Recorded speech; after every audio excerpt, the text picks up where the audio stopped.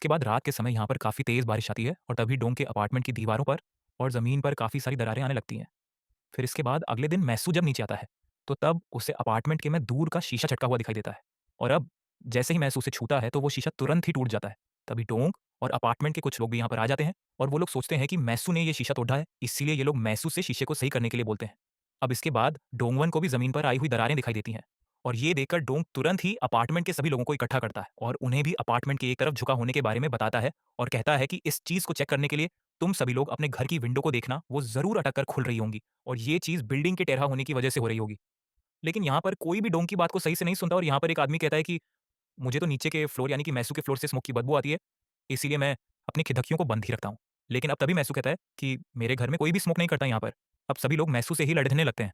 फिर इसके बाद मंसू भी अपने घर में वापस आता है और अपने बेटे सूंगते से कहता है कि मुझे पता है तुम स्मोक करते हो, लेकिन तुम अब से घर में नहीं बल्कि छत पर जाकर स्मोक करना, ताकि अपार्टमेंट के लोग शिकायत ना करें। मगर यहाँ पर सूंगते कहता है कि मैं स्मोक नहीं करता। यहाँ पर सूंगते अपने दाँत से सही से बात भी नहीं करता, जिससे पता चलता है कि इन दोनों बाप-बेटे का रिश्ता सही से नहीं चल रहा। अब इसके बाद डोंग के सारे दोस्त भी उसके घर पर आने लगते हैं। तभी मैसू उन्हें दिखाई देता है, जो कि अपार्टमेंट के में दूर पर शीशे की बजाय प्लास्टिक लगा रहा था। और ये देखकर डोंग के सभी दोस्तों को काफ़ी अजीब लगता है।